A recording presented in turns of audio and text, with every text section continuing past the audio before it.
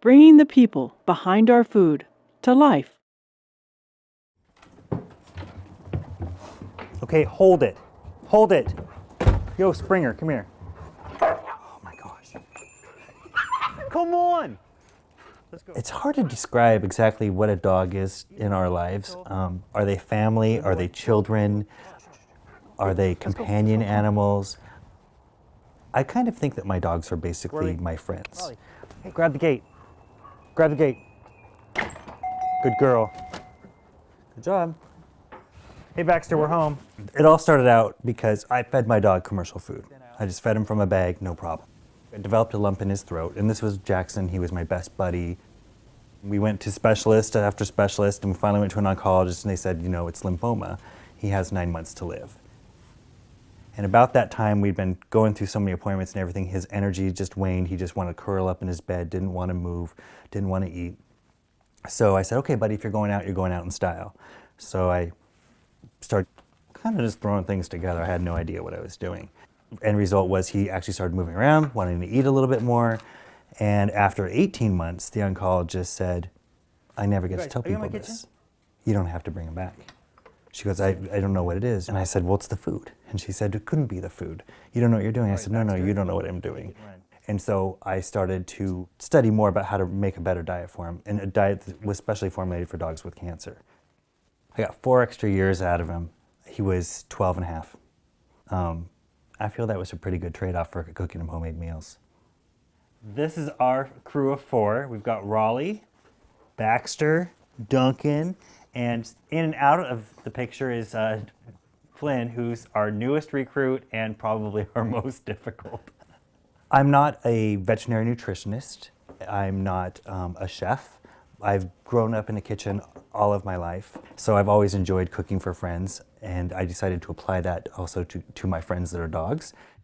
To do that, I had to research what is necessary for a dog's nutrition, and I did what I normally do in my regular life, is I'm a data analyst.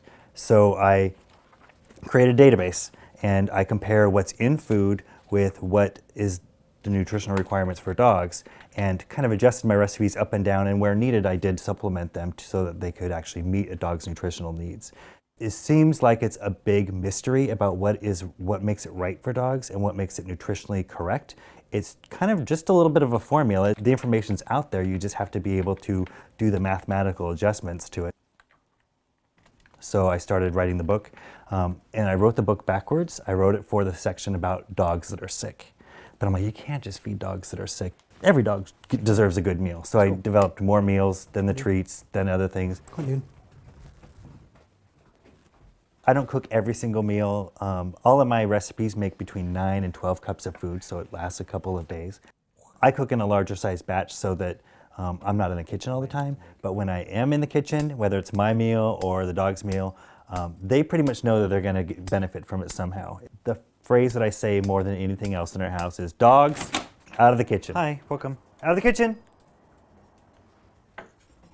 Hut, stay, hut. My approach for feeding a dog is to do 50% commercial food and 50% homemade food. The #1 reason to make home-cooked food is it has more in it. Complete and balanced commercial foods are great because they have all those vitamins and minerals. That's what keeps your body from failing.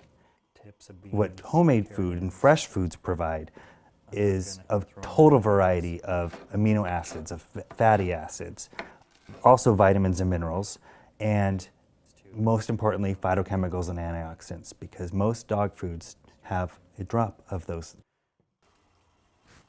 Hut, hut, out of the kitchen, go, out.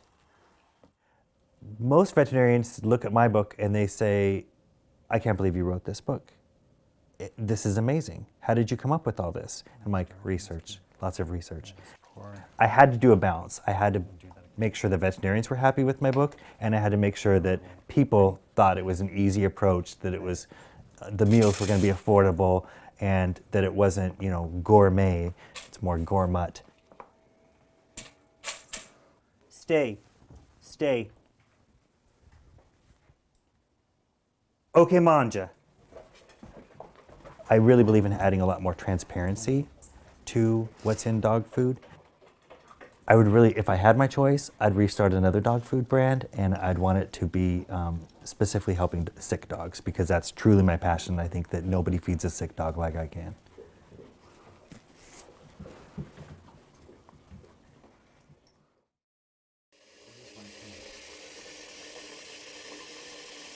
Then I try to throw in things like rosemary is really high in antioxidants and antibacterial properties. I like turmeric because it has cancer-fighting properties. I throw in a ton of parsley into the dog's food because that's really high in vitamin K, and it's really high in cancer-fighting properties.